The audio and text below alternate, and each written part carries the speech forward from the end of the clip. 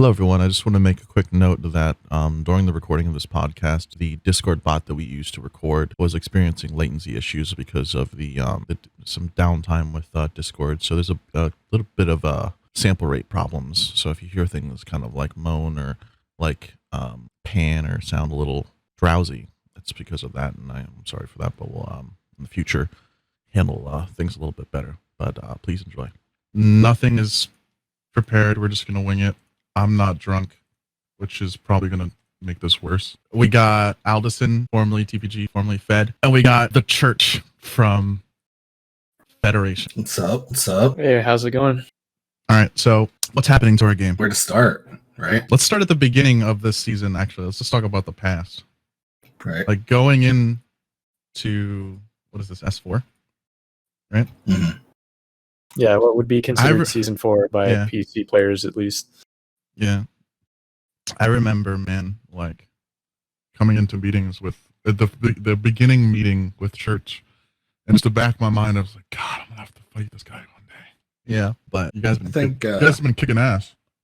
Hey, you guys as well, man. We're trying to fucking do a little bit of both worlds this season, the land and sea stuff, and trying to keep up with the big boys on both sides, which is tough in itself. But if you don't start somewhere, like it's been interesting. When I heard you guys were all doing the one gin thing with gin and tonic and 1-1 and those guys, I was like, hey, that's going to be an issue, or that's going to be a power, right? So I knew off rip that was kind of two of the premier companies in the game off the bat. So it was interesting how it all played out. Shit. Yeah, I'm sure you guys got an interesting start too, just because of your proximity to another major power with Black Hole, with your main island, giving you guys what went down content all the time. So day one, we were aiming for that D3 area, right, the corner island up there in the desert, and we had some good ideas where everyone else was going, or most of the bigger alliances where they were setting up shop. So we were like, okay, let's go fight this, get the best grid. And then Scrandy and I had planned to, basically Fed take the highest push, Scrandy take the best harbor in the zone. We get there, the islands are straight dog shit. Like the worst that you could think. So we ended up moving north a grid. We took an island that was at the time solid, and Scrandy took East Island where they still have now C2. And less than 48 hours later, they did the resource patch where they reallocated resources everywhere. Mm-hmm. And so initially, we actually had about 6 silver nodes and 40 copper nodes on our island. So we were actually in really good shape. I was stoked. We had 2 types of metal. When they did the patch after less than 2 days, they took away all the iron nodes, the copper nodes. So we went from almost 50 nodes to 6 for at the time, 100 plus, person company. So,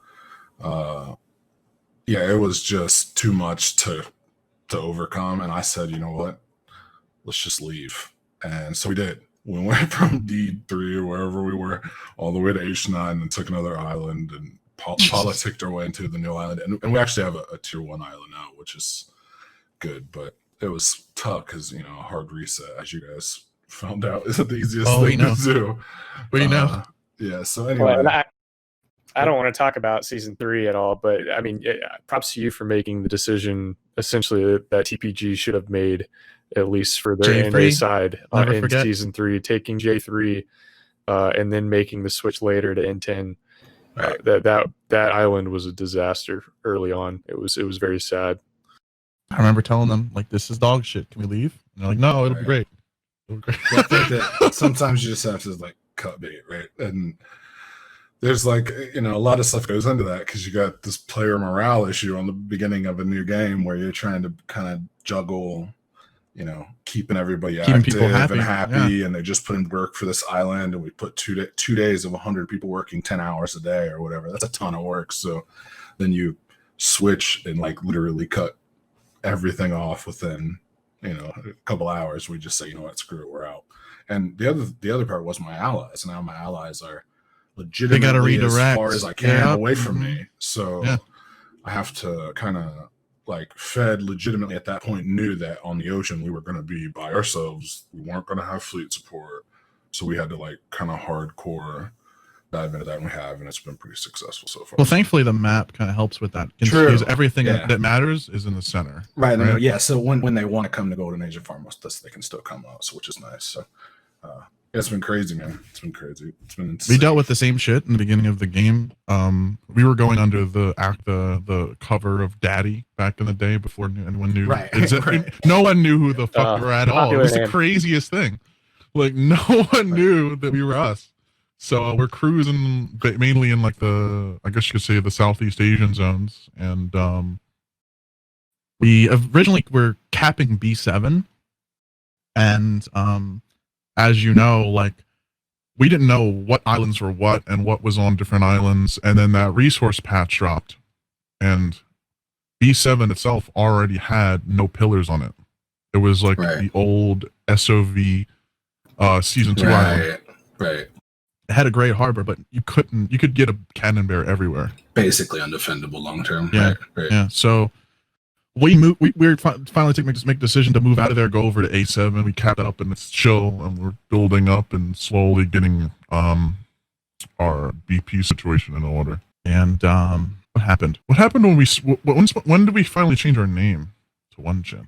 So I think we waited about a week. We wanted to get a foothold. We wanted to get boats on the water and start to try and put a presence out in the Golden Age grid. Which I have to say, for the point, I do like the map better. The smaller map, more centralized, but it allows for essentially mega lockdown of grids if done correctly, which can be very punishing to a lot of other groups if they get behind, just because of the way BPs currently work and how powerful it is once you get ahead of everybody else. And still, I mean, we put our presence out, and to Nail's point about the name thing, it was really hilarious. As a small anecdote, early on in our, people thought we were Japanese. Do you remember that? Yeah, they did. Well, yeah, there was a couple different things, but I just remember specifically we got to Golden Age area trying to do Power Stones, right? And AT, one of our one of our Chinese members, was the pilot of or the captain of a boat, and Jojo and CSTG come strolling by, and they see the name Daddy, and they don't initially know who we are, but we'd been seeing every time in grid, we'd see in general chat, Fucka TPG, all that kind of stuff. They come within like a boat length of us, and we've got our boat parked right at the Power Stone. And they start to open their cannons, and all of us are on board, tentatively kind of look at them like, are we going to have to fight this? This boat's not like a combat boat, it's a Power Stone boat. And as they're cruising up, AT just puts out in general chat, Fucka TPG. And they're like, yeah, Fucka TPG, and they just sail and they close their gun ports and go away. It was great. I mean, I swear, it was like the scene with Han Solo in the Death Star, or in Star Wars, where he's like talking to him. He's like, yeah, everything's good here. They just go past, and they anchored probably about, I don't know, like maybe like halfway down the beach, and we're still unsettled, just kind of staring at each other. And I turned to Surindo, I'm like, that fucking worked? And he's laughing his ass off. He's like, I guess so. And then all of a sudden we see them raise sails and come back, and like, oh no, they figured it out. They check through like the proper channels, like, who are these people? It was funny. They finally a lot of them recognize AT's name, so I think they figured it out pretty quickly. But yeah, I mean, early on, we tried to use that to our advantage, and despite having like my experience in the earlier seasons with like PCA and Big Group, it was nice to have literally a policy of no allies, like no major allies, with how we started, and it was enjoyable to stick to that.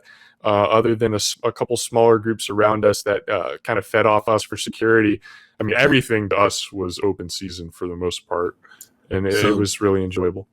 So to compound on what you're saying, I think a lot of us have played for a long time, have been through the whole ally of ally, friends of friends thing, and it gets kind of old. And for those that don't know what we're talking about, it's when, you know, your company is allied to 10 companies, and then those companies are allied to 10 companies each, and you have this massive whitelist and blue list of people that you're not supposed to hit or that are friends of your friends. And I think it gets really stale.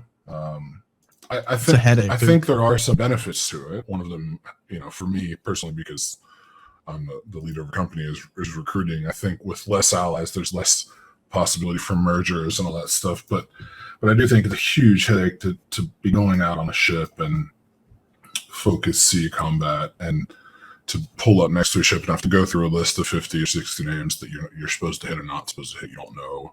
Oh, I know this person. Oh, you know this person that knows this person. So it's just we thought the exact same thing going into the season. We had kind of us and Scrandy and you had like a groomed list prepared already, right? Yeah. So for me, it was easy. It was me, Scrandy, and Greeks, and which is Scrandy's alt company. And then we had reached out to a couple different groups about bringing in a third, but our kind of caveat was that was it. Like, we weren't allying anybody else. Yeah, pick us. Right, yeah, exactly. Right. So we started off with just us and Scrandy and Greeks. So it was really interesting because normally there's a lot of like rigmarole with allies about where they're going to get placed near you and all that stuff. But for this season, it was actually rather chill. Nobody knew anything, right? So no one had like an inside scoop on islands or where a certain pillar was going to be or whatever. So it's just kind of free for all initially, and it's been nice because I've been some of our enemies this season are going the exact opposite. They're going old PCA SCS style, where exactly it's crazy if you look at the list. Alliances, and it's like, look who's cupping now, right? Right, which is hilarious to me. But to each their own, right? I don't care. I think it works kind of both ways. And I think that those particular companies are going through the stresses that we all went through back in the day. Sure, where 100%. Their numbers are an issue, and while I think that most of the people who are still playing the game and have been in megas all kind of know each other, even if they're enemies or not. Absolutely, yeah. And I don't think it's more a matter of picking a side anymore. It's just play the game. And I think that's like how, if we were to compare like us, like Lunjin and Undes, and then Fed and Greeks and Scrandy, I think we're the fullest companies as far as just player count together in just our own companies, rather than without spread across 6 blues. allies or blues. Yeah. Right. And I think there's an inherent strength in that, right? Like, I think that having numbers that are all, in my case, Fed or dead, right? Like, having less all those logistic problems. Right. There's not all these logistical issues where you have, like, the second I could go down to one company this season, I went down to one company. Like, we merged in Fed 2, the second Federation company, because we had a huge, as most companies did, this huge influx. The second we went down to one company, I think we had 125 people still when I merged down. So we were kicking and inviting twice an hour, basically. Yeah. So, and we still do. We still have to kick and invite people, but we don't have 130 people like we did. But we it's just much easier that way. And just because I'd rather the headache of having to go to the free report to invite somebody every hour than have to deal with getting 2 companies into a Kraken or 2 companies into a Yeti. Yeah, it's rough. And I'm just, it's a lot. And then once you have that, if you have 2 companies, it tends to turn into my side versus this side inside the company. And it's like, blue team is garbage. Right. What's he doing? And it's like, God damn. It's no matter what you do, right? It's human nature to compete, and compete even in, we're all competitive gamers, right? Like, in our own way or another. My aim is as potato as anybody on the planet, but I like to compete by building an empire, building a company, right? So I think it's cool.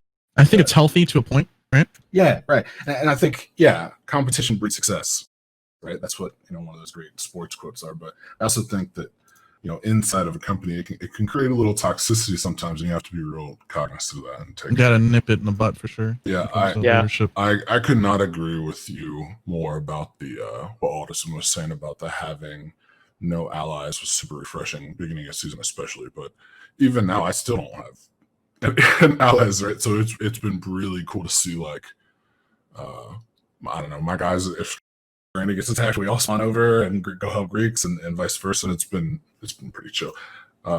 Another thing that I think is an interesting thought too is more islands or not. Like, initially we took this H9, we dropped another ones. We had the H10 islands. BH snatched an island in our grid from us, which was fair play by them. and then we dropped the other 2 H10 islands.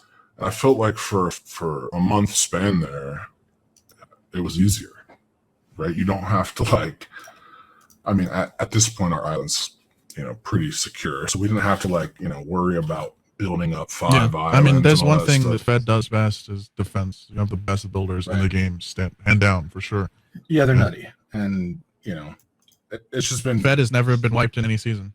Right. Yeah, and I think I have to give credit to some of our builders too, Neil. The building I've seen from our group.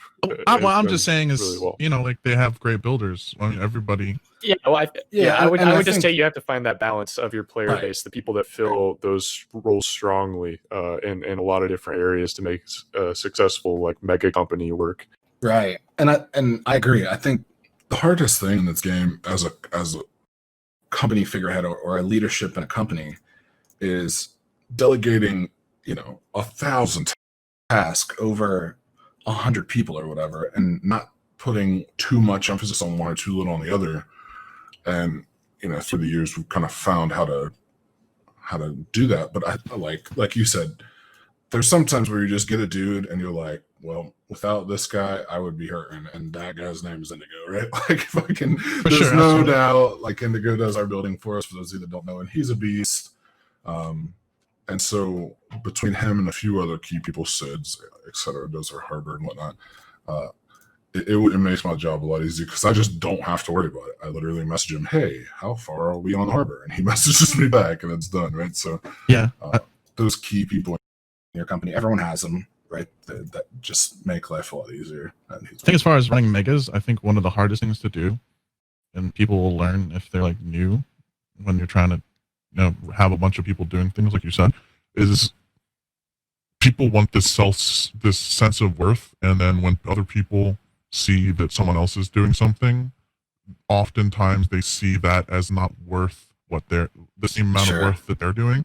Oh, so, it's the bane of Atlas. You know what I'm talking about? It's the worst thing when it comes to running megas. It's like there's this guy that farms Power Stone all day, and then there's this guy that farms all day, and I'm worth more than this guy because I bring all these resources. Why do the guys not have to do this? So why do the PvP guys not have to? Yeah, and I think that's top down, right? Like if there's a inherent, angst about it from anybody in the company, I think that it starts from somewhere, right? And you just the second you let it creep is the second that it becomes really an issue. Wrecks companies. Right. Yeah, it spreads like a virus. I agree. And just egos, right? It's just jumping ego. Everything's not ever going to be fair like that. It's not possible to make it that way. And Atlas, for the most part, most megas that I've seen adopt kind of the strategy of like, okay, everything is just one big like mosh pile, and we all kind of work through it together, and we kind of divvy it up as equally as we can. But that doesn't mean the work that goes in is equal. Certain people have certain amount of playtime, what they like to do. There's no chance it would ever be equal. Right? Yeah, it's not ever going to be equal. So like you said, top down, figuring out a way to balance expectations, setting at least a policy. It doesn't have to be that like stringent, but at least be able to work through it and have that expectation in place to where people understand, okay, this is generally the way that we're going to approach these different areas of our progression as a mega company, and adopting people into a mega company environment that haven't been in it before is an interesting thing to do. And like you guys touched on before, I think it's important to touch on the fact that 4 seasons in now, I finally feel like this game is like an MMO community, because like you said, a lot of people basically know each other regardless of what group you're in. If you're on the same side, if you used to be on the same side, now you're on opposite sides. There's a community in PvP in place here now where we can appreciate the work that other people put in on the other side as well as our own, and have those channels to talk.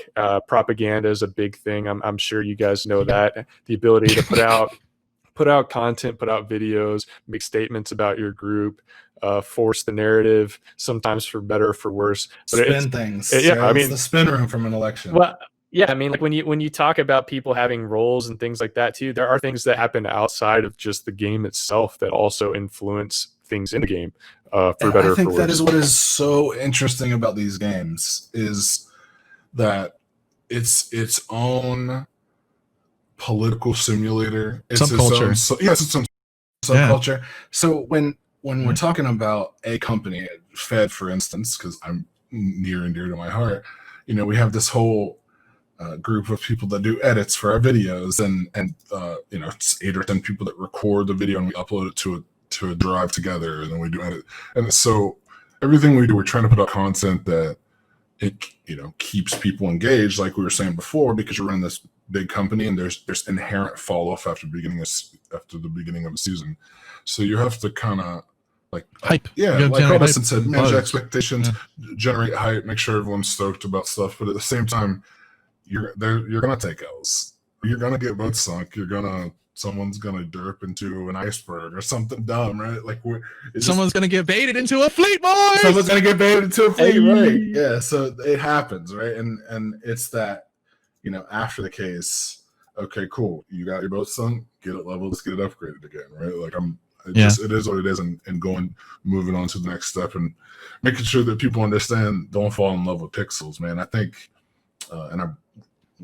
we kind of talked about with the battle royale mentality. Yeah. And I think this game, and I'm sure you guys can talk about this a little bit more, is survival games in general, but especially games like this, inherently breed toxicity. Right? There's something about them, because your goal in whatever you do, name a goal. I want to sink this ship. I want to blow into this base. I want to kill this animal. All of those things directly waste somebody's real lifetime. Right? For sure. And I think that's what breeds this toxicity, because we use the term be salty a lot, right? This guy's salty. But in general, they are. Everyone is. No one wants to get their time wasted, right? Like, even if the boat's common, or if it's a fresh tame chicken, right? It's just a common boat. It's just a common boat, bro. It's just a common boat. You know what I'm referencing here. I know, yeah. It's amazing. Yeah, but even if it's a fucking cat, who cares, right? It's time that you put in. Yeah. So Street has this saying that he says, "It's a win is a win, bro." So, yeah. And so if we go and blow up a farmhouse on somebody's island, whatever, they have to go farm another farmhouse. That farmhouse hasn't been collecting for the couple hours it takes for them to find it. You know what I mean? Just over and over. And over time, you're talking about thousands of hours. So there's this inherent toxicity where your goal is to waste somebody's time. I think that sometimes people don't, and people by nature want to win. They're competitive, and so it's hard to compete against each other without even good friends like Nail, Aldison, Surrender, Skillshot from your group. Even good friends of mine, we've had words this season, just because it is actual your time that somebody's there's stuff on the line. Sure, there's tangible time there. So I think sometimes people can take it a little bit too seriously. I think Fed, and I think you guys would agree, over the course of the season has done a pretty good job of not being as toxic as we could, and therefore I feel like it's the chillest season so far, and I don't even know, after what we dealt with. So I think that's probably right as a whole, just because I think that some of the same faces, more of the same faces, are there than ever before, right? Like, we have the same names you see in a lot of seasons, right? You see the one guys, the old TPG Taiwanese crew with Gin and Tonic, with DNT, SDC, Uganda, Fed, Black Hole, which is a conglomerate of DGR, SOV, all the Chinese companies that go with them. And so it's these same dudes that kind of we've all become boomers. Yeah, right. Guerrilla Law mixed in there. Guerrilla Law, yeah, exactly. Out of Idiocracy season 2. Yeah, and even some of the smaller companies that have been around for a long time. It's just like, I think there's a mutual either respect or hatred towards each other, where you've seen each other enough that you either know, I'm not going to mess with this guy too much, like trolling wise, or we've had our battles and maybe someone came out on top, so the other person might not talk quite as loud to that person, right? So I do think that this season's been interesting on the toxicity stuff. There's always going to be some idiots, right? That's just kind of that's kind of the deal. But like I said, though, the propaganda is done in a certain way, and I kind of look at the propaganda stuff in the way that, like, in real life, like Instagram, you try and show the best stuff of your perspective at all times. Sure. You don't show the stuff behind the curtain that's not always picture perfect. Right. There's a lot of stuff that goes on with every company where you're going to go through the same stuff. That was something eye-opening to me, is like going through multiple megas. You kind of think, oh, it's going to be so much greener over there if I go over there. Oh, it never is. And you run into the same stuff. And I mean, everybody goes through those. But that's like me going into fucking Lungin, man. I was a ground guy, and I'm pushed in this world where everybody's like, boats! And I'm like, oh shit, guess I gotta get a fucking boat now. Yeah, I mean, according to Drew, it's not a boat game, so I don't know. I mean, maybe that's changing. That's true. Yeah, and I think that, you know, it's interesting because, and maybe you guys can speak to this, but in my opinion, right, so 90% of the time I'm on, if I'm PvPing, it's on the ground. That's what I've done this whole since season 3 until now. We've seen, bro, it's fucking wild. Yeah, it's crazy. I've never been big into PvP, right? I think it's just because I didn't have that much time. I fucking was like dealing with a bunch of shit, but it's been insane. I'm still dog shit. Like fucking everyone will record that and use it as a meme, I'm sure, but that's fine. I don't take myself seriously when it comes to that, but I do think that the most exciting content in the game is big time fleet battles. I don't think it's even close. I think 2v2s, 3v3s, once you get to like 10 boats like us in Black Hole, you know, we had like a 12v12 a few days ago. That can get a little bit hectic and chaotic and shit, but I don't think it's even close. I think the boat content in this game is by far the best. I mean, except for like catapult barrels, maybe once they nerf that to the ground. Yeah. But pre that patch, I think it's the most fun content in the game. I think land raiding is AIDS most of the time because you're literally griefing, and that's all you can do on land is grief. Yeah. So, well, the fun all part know of the ground stuff is basically less. It's a low level of investment versus sea combat. Agree. Yeah. No, and that's what's kind of like humble about it. It's like, oh, I just lost a kit, whatever. You know, right. And that's why I kind of like having, not that I like having somebody in my grid, but having Black Hole's Island next to us, we have the highest pillars. So the beta island, we can just glide to it, right, and do whatever we want. And so like there's and that also breeds like learning. You learn. Yeah, that's what we did back in the day. You teach the newer guys, which I know you guys have taken on a lot of newer guys, and we have newer guys too. Right. And they need to be thrusted into that shit to learn. No doubt. Like this game rewards aggression. We've always said that. Yeah, I agree. And I think you know, as a company leader, you have to, like, I used to be kind of passive with it, and something I've learned after season 2, I kind of quit leashing people or quit worrying about fucking making blueprinted kits and all that. I don't even care now. I just go forth and lose kits, right? Like, I feel like if your company's not doing something, it's not fun for the players. Your players aren't engaged. They're not learning. You're sitting on an amount of resources, but it's not being used. I tell people all the time, I'm like, if like, you know, bring me back a blueprint, we'll make it right now, right? Like, I don't just go get your boat sunk and then make another one. And shit. Like you said, it's pixels, but at the same time, you want people that what you hope for is the balance of people understanding the worth and the time that goes into something. Sure. To make sure they're That's not just balancing losing it, right? Like not just going inting down mid with it and just throwing it all away, but also being able to acknowledge, all right, this shit's going to either disappear from a dev wipe, the season ending, people losing interest. Right. Yeah. And with going forward, like, I feel like, what were you saying? I was just going to say, I think that the way that people learn that investment, that time investment, whatever else, we better use it. We better have some fun with it. True. Yeah. I think that one way or the other, the way people learn that it takes time invested, it takes a lot of resources to make a boat, is to go out and get one sunk. Right. So like go out, farm your boat. Because they've been polishing this thing and painting it constantly. Yeah. And then they go get it sunk because they do something stupid. Well, hey, then next time they don't do something stupid. Right. And so that's Lungin motto. Like, as long you can go get a boat sunk, but as long as you've learned something from that loss, then it's beneficial. And don't get it twisted. I'm gonna troll you for it. But like, we don't lose boats, so it's fine. Right. Yeah, that's on the Instagram feed, but I mean, to your point, like the same thing is sometimes, hopefully you can learn a lesson out of every experience, but sometimes shit just happens, right? I mean, this game is also, it's an MMO. It's like Ark. It's like any of those other type of games where usually a Zerg's going to win. Like if your number's down, you usually don't want to be in that fight unless you're really trying to make plays. And it's a risk reward type scenario. But season 3, I've told this story now before. I made my fresh galleon, was out to go sail to the Power Sun grid, farm up.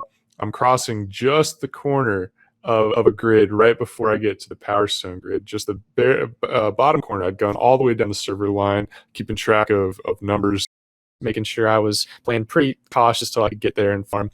I zone across the grid, and immediately I saw 2 pirate law brigs. And I was like, okay, on a galleon, I got to call for repairs. This is going to be a little tricky. I could probably 2v1. And because render range in this game is not great, there were 5 more brigs and a galleon outside render, and I got swarmed. They were on their way to do something, to go raid, and they got me immediately. So sometimes things happen like that. But Nail, I guess at this point, I mean, I know we've been going for a little bit anyway. I'm sure for like the first episode of this, the way I see it, breaking it up maybe in the future is like we can talk about history for a long time. I'm sure all of us could agree on that. But I'd say the big things are like history, talking about current politics in season 4 for our groups and what's developing current event style. But I think the thing I'd like to personally get into, if you guys are cool with it, is talking about the biggest question on everybody's mind right now is current development of the game, where we're standing in balance, where we're standing and how the game is being developed from a PvP perspective, from a Megas perspective, from these elements that they've introduced recently into the game that have changed the balance. And we talked about propaganda earlier. I'm sure you guys know, I like Nail's done it too. We try and make these videos as content creators about either the things that are happening with the balance in the game or the current events in the game, stuff we like to do about that. But obviously, we want to cover those topics. Yeah, and I think currently there's a lot of kind of instability and maybe a little bit of a lack of vision. I will say, before we get into smashing the devs, but I will say that I their goal, and it seemed like this new development team that we've seen here, and they said it was to put people on ships. And I think it's a great vision. I think that is good. I think that's what you need to do. I think you need to make land raiding a little more AIDSy so that it's not as big of a reward and more of a risk. And I think you need to get people on the ocean. And farmhouses was great. That's cool. Warehouses, all that stuff's fine and dandy.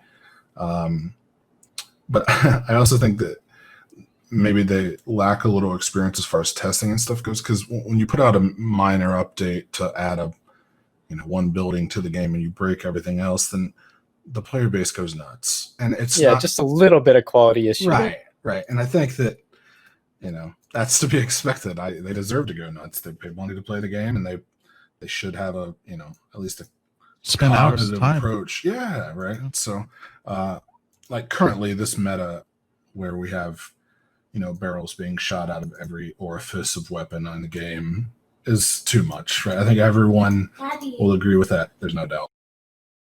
Yeah, and I think we experienced that early on in Atlas because they used to have the ability to shoot barrels out of cannons in season 1. And I remember being in Fed when we first used that on a tower in a raid, and I was the one who shot the barrel out of the cannon. And I've got it recorded of the response of everybody around me acting like they just seen a nuke hit the side of this stone base because it was. I'm going to cut that in if you have that clip. Yeah, I probably I have it somewhere. Yeah. The damage numbers were just like insane compared to anything else we were using. But at the time, we still didn't really realize how much we could pump those things out, how much we could really effectively use them. 4 seasons in now, everybody's got a pretty good understanding of how it's like we're playing Classic WoW in 2020 . We know everything. Yeah, I mean, you know what works and what doesn't, how you can usually make something way more broken than the devs ever realized it could be.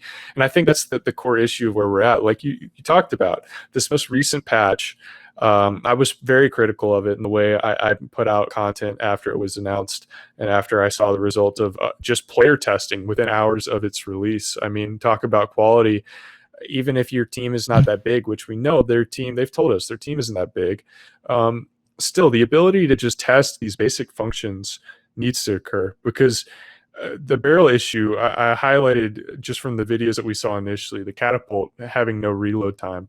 But yeah, we were the one who put that fucking barrel bomb meme out. The show was ridiculous. Yeah, but to have the ability to not only just launch the barrels at that speed, but then you incorporate the fact that you've now given it to cannons. You now have boat scaling with damage, BPs, all those things that create. I've seen damage numbers up of 50,000, which will one shot. The amount of damage that you can do with scaling from BP cannons and the boat stats, things like that. I mean, even though the weight is an impact, and being able to craft that many barrels for a lot of smaller groups, they might have issues with that.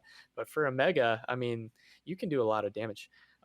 You can wipe bases, and you can eliminate towers, harbor defenses quite easily. You can kill sails in it one shot. There's a lot of issues with balance in terms of that. Now, does it enable the smaller groups to combat the bigger groups with better stuff?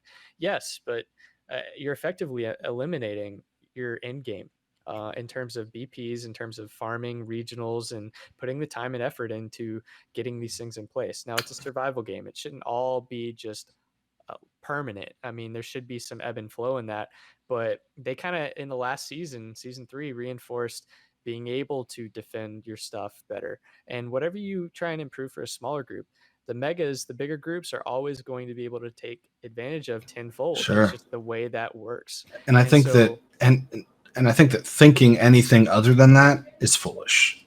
If you think you can balance the game toward a small group, you can make their life a little easier. But saying that giving people cannons and with barrels in them is going to make a smaller group be able to defend against a big group is just foolish, right? There's megas that have hundreds of cannon horses, that have insane blueprints, that have the numbers to throw at you. You can have 20 cannon horses and it wouldn't matter, right? So I think go over to fucking, this is basically what LO did. They're going down the LO path of like catering toward the smaller guys. Yeah, and I think that a lot of us that have played the game for a while now have this kind of jaded view on stuff, and that's okay, because we know all the details that most players maybe don't know. The majority of the player base, all these small interactions between cannons and boats and stats and all the blueprints and all this stuff where some of the devs don't know, right? So I think that kind of, herein lies the issue, right? We have developers that either have never played the game or just got into it, that are trying to make changes that balance this game that has this player base that have spent 3,000, 4,000, 8,000 hours on it, right? So I think that there's this disconnect where they can maybe use their community a little bit better for feedback. But when you have a small group of devs like that, well, how much feedback can you take and from which sources, right? You don't ever want to change. You don't ever want to change, and this goes for megas and life and business and whatever, change a policy because of one person, right? But then again, if you hear the, if it looks like a duck, walks like a duck, if you hear it 100 times from 100 people, then maybe this is something to think about. And so there was the post on Reddit we were kind of touched on earlier, where someone Beheel, I don't know what company they're from or whatever, posted this big long list of patch notes we all want but we'll never get. Maybe Nail can link it in the podcast for everybody. And I absolutely loved it. I think whoever this is obviously knows what they're talking about, has played the game a while, talks about some of the just small things that they can do to make the game maybe more enjoyable long term, maybe less grindy, flag radius changes to make life for all companies better, not just, and it doesn't target just a mega approach, because I think the same way you don't want to target small companies, you don't also want to balance the game for megas either, right? But very interesting stuff if anyone gets a chance to read it. Yeah, what is it? Fucking, I'll put it up on screen. But this dude thought, it seems like he had like a think tank go together and like, what sucks about the game? What doesn't make sense? What can we fix and what can we change? And he just wrote it all down, which is like something that other people have done in the past, but not to this extent. and it's done really, really fucking well. Yeah, reading that, I mean, not everybody's going to agree with everything, right? Sure. You read some of these elements Right. and you don't necessarily agree, but there's like Church, like you said, there's a lot of things in this post that are well thought through, and essentially the community has made these things evident and at least said it on multiple occasions. When you talk about how many voices are saying it, made it evident to the devs continually throughout these seasons about these are issues that you need to correct. And what it appears to me personally, looking at the current development of the game, is that they don't seem to be prioritizing the right things. Now, they have to balance putting out new content with quality of life updates, with fixing old bugs, with fixing current hot issues that have been exploited or have been used by the community unintended ways. Right. So they have to balance all that stuff. And as a small team, that's very difficult to do. But I still don't think introducing, like you said, like with this patch, introducing things, the primary part of this recent patch was supposed to be the warehouse update. That's what it's referred to, and they'd done the farmhouses before it. And I personally was excited about these warehouses, even though I built an entire zipline network for our farmhouses on our main island to be able to ferry resources, just for the fact that it was going to simplify things, hopefully be a quality of life update. But the lack of foresight and lack of understanding of the game and the community to know that the fuel source that you're using for these farmhouses, being mainly wood and thatch, are the main resources for the most part that people want to have to be able to build their ships and Sure. build things of that nature. Saying that your warehouse is only going to take everything except the fuel source means that you still have to do the most tedious part of the job with the farmhouses, and with only I think, what was it, like what was the cap of weight for the warehouses? I really didn't even pay attention, but it was very minimal in the terms of you have ship resource containers that don't have a weight limit, but being able to make it so that these things don't really take in that much, they don't take in the right stuff, and then it's a tedious process of having to figure out where to place them and then logistically transport those resources, just seemed like things that could have been upfront communicated with elements of our community, of at least the PvP community as well as the PvE, although we don't usually shed too much light on that. But to talk to your community, it felt like in seasons 1 and 2, and at least halfway through season 3, the devs and the community managers were much more interactive. We talked to them. Big elements. Yeah. Right. Yeah. Yeah. I mean, boys, how long are we into the season? And there's still one Ironwood Island in the game. What are we doing? Right. And, getting paid handsomely. Right. Yeah. And I think that's the deal is what does it hurt the developers? I understand that not everyone is going to. So let's just say I'm a developer and I came out with a cool idea from the community that I think we should implement. What does it hurt to go on the forums and ask about it? What does it hurt to have an open forum where people input on it? Now, I know the community doesn't know what it needs all the time, right? Like, I think that sometimes players will, have their cake and eat it too. I understand that. I'm an adult. But I also think that your collective couple hundred hours playing the game as a development team versus the thousands and hundreds of thousands of hours that Megas and other companies in the game have put in. I mean, you just have to use that resource. Why are you in early access if you're not going to? And I think that is the biggest issue. We still have exploits that have been here since season 1 that people are using, right? And now, like you said, you have to prioritize everything, and maybe there's not time currently in their schedule to deal with said exploit because it takes all this coding and stuff, and I'm completely cool with that, by the way.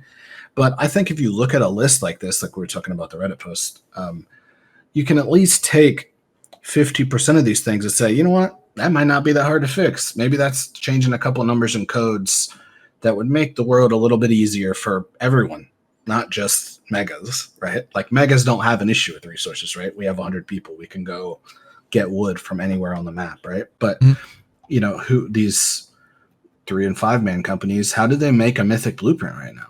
They have to go to a merchant ship that they hope they know where it's at and then attempt to find resources all the way around the map with 3 to 5 people, right? It's a little bit tough to my liking. I think that this although this Golden Age system heavily skews to the middle of the map, the kind of power vacuum that it leaves behind it is an issue. I think like you were saying, Alderson, before, where you have these massive forces and fleets of ships, and we're just as bad about it as anybody else. If there's a red ship in the zone and we're out there fleeting, hey, sorry, boys, right? We don't have allies, right? Just like you guys. So you're going to get sunk. Like every once in a while, my guys will leave alone some, smaller company because they're just doing power stones or something. And that's their prerogative, but it's a pirate game, right? So I think they're trying to make it easier on smaller companies. In theory, they're trying to put more emphasis on water because boats are their best content in the game. But at the same time, doing it half-heartedly and not taking the time to implement changes that are well-versed, well thought out, and with input from the community. And I think that's my major issue is if you're going to do stuff like this, reach out to some of the people that know what's going on and get just a general feedback, right? Yeah, and I'm sure Nail wants to talk about this some too. But the last point I'll add is going off that the biggest thing that talks to me recently as well is the inaction associated with the fallout from this patch from the dev team. To have such a adverse reaction from your community, to come back and tell you this is not the way to go. This is not balanced. You've introduced X amount of bugs into the game. I mean, there are ships of the dam that are just invisible sitting there. There are boat carcasses that won't go away. There are issues with how warehouses work, possibly another dupe in the game. We can't use our shipyards. I mean, yeah, there are things in the game that have been affected by this patch that have greatly reduced the optimization and the way the game works for a lot of content. So why my question to the developers is I first of all, I don't even understand the intent of the patch. If you communicated that, that would be great. But secondly, why are you doubling down so hard on the implementation of this patch when I can tell, at least from my community and my fellow PvP mega communities, from what I've seen and what I've heard, the fallout of player fallout, like people leaving the game or becoming uninterested, wanting to take breaks, and the fallout of how the game is working currently with what they've introduced. Why are you doubling down on keeping this as it is instead of backing up, saying, okay, we still want to go in this direction, communicating that, maybe elaborating on it a bit with their roadmaps, their community outreach, with their messages, but to back it up, say, okay, this obviously was not intended, not the way it needs to be, and we're going to reevaluate it and make sure it's improved, because their quality optimization, their quality, just to look at how that patch is going to be released and how it acted in the game space after that, just wasn't there. And the impact for player base and long-term health of the game is very, very much affected, and your trust with your player base is very much affected by just dropping a patch on a Friday saying, hey, we're going to see how this goes, not say anything else, let your community managers be berated over and over because of the fallout, and then just basically sit back and be quiet and hope that it blows over and that the game comes back to some kind of health when everybody's telling you that's not going to happen. Can I share my theory now, Aldi, that I talked about? Absolutely. So this is kind of talking some Ancient Alien shit right now, but I shared this with Alda earlier. I feel like that they're remaining silent because I feel like this barrel thing, they're going to try to equalize it with new content. Like I feel like they're going to add another tier to just about everything. Like this is completely like, Alex Jones shit right now, but I feel like they're going to add like heavy metal planks to different ships, to maybe add a new like wall system, like metal, like introduce tech. Like if we're talking about the route that these developers, if they're associated with Wildcard, I feel like they're just going to toss new going to fix mistakes that they're adding. And that's why they're doubling down on this. So like there's going to be, brigs with like reinforced planks. There's going to be galleons with metal reinforced, like, what's it called? planks as well, gun ports, and possibly even Mythos powered, accelerant of some sort, right? I don't know, but I think that that's a possibility that we might look to in the future, but that's completely out of left field and me just kind of like thinking, what the fuck are they thinking, right? Yeah, and I mean, do you add more potential issues to a game that's effectively broke right now? Look at Ark. No, I know. Yeah, and I think that's what kind of triggers me is, and they said something about, we're trying to work on new content and as well as deal with some of the bugs, but they're focusing on new content, which is great. But if you can't play the game, people cannot play the game currently. Yeah. Shipyard does not work. The SOTDs are not even moving, are bugged out.